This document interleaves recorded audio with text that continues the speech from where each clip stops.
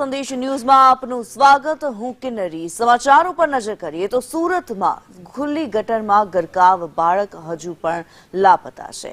19 કલાક કરતા વધુ સમયથી આ બાળકનો પત્તો નથી લાગતો। કલાકો બાદ પણ બાળક ન મળતા પરિવારમાં આક્રોશ છે।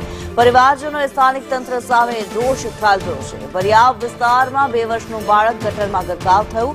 માતા બાળકને લઈને બુધવારી બજારમાં ગઈ હતી। આ દરમિયાન અચાનકથી જ બાળક ખુલ્લી ગટરમાં ગરકાવ થઈ ગયું।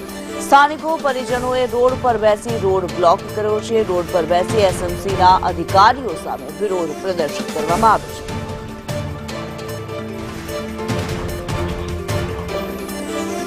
સુરતની જે ઘટના સામે આવી રહી છે, એક 2 વર્ષનું બાળક ગટરમાં ખાબક્યું હોવાની આ ઘટના સામે આવી છે। કલાકો બાદ પણ હજી પણ આ બાળકનો કોઈ પત્તો નથી લાગ્યો। વરિયાવ વિસ્તારની અંદર 2 વર્ષનું બાળક ગટરમાં ગરકાવ થયું હતું। માતા બાળકને લઈને બુધવારી બજારમાં ગઈ હતી, તે દરમિયાન આ ઘટના બની હતી। કેદાર નામનું આ બાળક જેને શોધવા માટે થઈને અત્યારે હાલ ધમધમાટ ચાલી રહ્યો છે। વરિયાવ વિસ્તારની અંદર ખુલ્લી ગટરની અંદર કેદાર નામનું 2 વર્ષનું બાળક ગરકાવ થઈ ગયું હતું। પરિવારજનોમાં અત્યારે આક્રોશની લાગણી છે, કારણ કે હજી સુધી આ બાળકનો કોઈ પત્તો નથી મળ્યો। ત્યારે પોતાના બાળકને લઈને આ પરિવાર ચિંતામાં છે। સ્થાનિકોમાં આક્રોશ છે। પાલિકાની ગંભીર બેદરકારી પણ સામે આવી છે।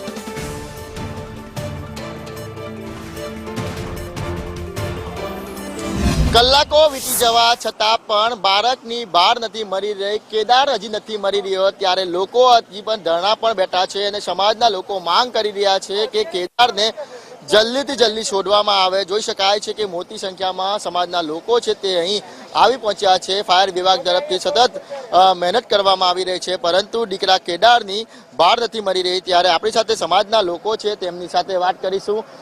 શું કહેશો? ચૂંટાયેલી પાંખ આવી છે અત્યારે?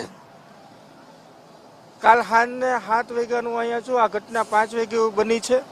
એસએમસીના અધિકારીઓની આ નિષ્ફળ કામગીરી છે। આ એનું મોટું કૌભાંડ હોય એવું મને લાગે છે, કારણ કે કાલ સાંજના અમે નકશા માગીએ છીએ, એક પણ નકશો ગ્રેનેડનો એની પાસે નથી। ફાયર વિભાગને જે ગ્રેનેડને જે કામ કરવાનું હોય ફાયર વિભાગ કામ કરી રહ્યું છે। પોલીસ તંત્ર ખડે પગે છે, તો એસએમસીના અધિકારીઓ, એસએમસી કમિશનર ક્યાં છે?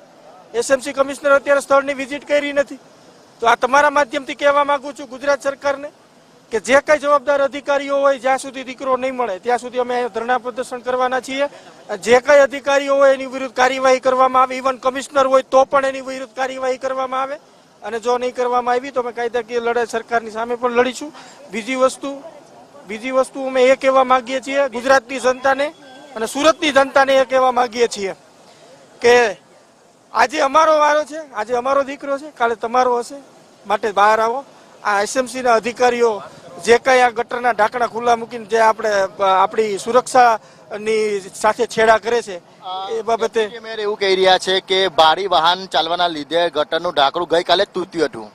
એવડા મોટા ગટરના ઢાંકણા નો તૂટે, એવડા મોટા ગટરના ઢાંકણા નો તૂટે। અને સ્થાનિકોનું એવું કેવું છે કે અહીંયા ગટરનું ઢાંકણું હતું જ નહીં, ખાડો હતો, કોઈ પણનો પગ લપસી શકે। હવે ઈ તો એનો રાજકીય નેતાઓ, આગળ નેતાઓનો દીકરો હોત તો આ રોડને ઊંધો નાખી દીધો હોત। કોઈ મોટા ફંડિંગ કરતા ઉદ્યોગપતિનો દીકરો હોત તો આ રોડને ઊંધો નાખી દીધો હોત। કોઈ મોટા રાજકારણીનો દીકરો હોત તો રોડને ઊંધો નાખી દીધો હોત। કોઈ આઈએસ કે આઈપીએસ લેવલના અધિકારીનો દીકરો હોત તો રોડને ઊંધો નાખી દીધો હોત। મધ્યમ વર્ગનો દીકરો છે એટલે આ બધા બચાવના પ્રયત્નો કરે છે। આ તદંતર નિષ્ફળ કામગીરી એસએમસી કમિશનરની છે, અને એસએમસી કમિશનરે આના જવાબ દેવો જ પડશે। બિલકુલ, તો ધરણા પર અત્યારે લોકો બેઠા છે। ચૂંટાયેલી પાંખ આવી રહી છે અને ચૂંટાયેલી પાંખ કહી રહી છે, લૂલો બચાવ કરી રહ્યા છે, તેવો આક્ષેપ છે તે સમાજના લોકો કરી રહ્યા છે। કલાકો વીતી જવા છતાં પણ હજી પણ જે કહેવાય કે આ જે દીકરાની કોઈ ભાર નથી મળી, અને એક જ માંગ કરી રહેવામાં આવી રહી છે કે કેદારની શોધખોળ હાથ ધરવામાં આવે। પરિવારજન છે, એમની માતા છે, તેમની સાથે વાત કરીશું। માતા અત્યારે કંઈ પણ બોલવા તૈયાર નથી, કારણ કે દીકરો કેદાર છે તે હજી પણ નથી મળી રહ્યો। દુઆ કરવામાં આવી રહી છે, પ્રાર્થના કરવામાં આવી રહી છે કે દીકરો કેદાર છે તે જલ્દીથી જલ્દી હેમખેમ મળી આવે, કારણ કે માતા સાથે દીકરો આઈસ્ક્રીમ ખાવા જઈ રહ્યો હતો, તે દરમિયાન આ ઘટના બની છે। 2 વર્ષ તો કેદાર છે તે ગટરની અંદર ગરકાવ થયો હતો, અને એની હજી પણ બહાર નથી મળી રહી। ત્યારે અત્યારે જોઈ શકાય છે કે પોલીસ તરફથી પણ તેમને સમજાવવાના પ્રયાસો કરવામાં આવી રહ્યા છે, અને દીકરા કેદારને શોધવાના પ્રયત્ન કરી રહ્યા છે ત્યારે હવે જોવું રહ્યું કે દીકરો કેદાર ક્યારે મળશે. સમાજના લોકો છે તે અત્યારે અહીંયા આવી પહોંચ્યા છે અને ધરણા પર બેસી ગયા છે અને એક જ માંગ કરી રહ્યા છે કે કેદારને જલ્દીથી જલ્દી છોડવામાં આવે અને આવા ભ્રષ્ટ અધિકારીઓ છે જેના લીધે ગટરની ચેમ્બરો ખુલ્લી રહી જાય છે તેના વિરુદ્ધમાં કાયદેસરના પગલાં ભરવામાં આવે. કેમેરા પર્સન અજીત પટેલ સાથે મનીષ પરમાર, સંદેશ ન્યૂઝ, સુરત.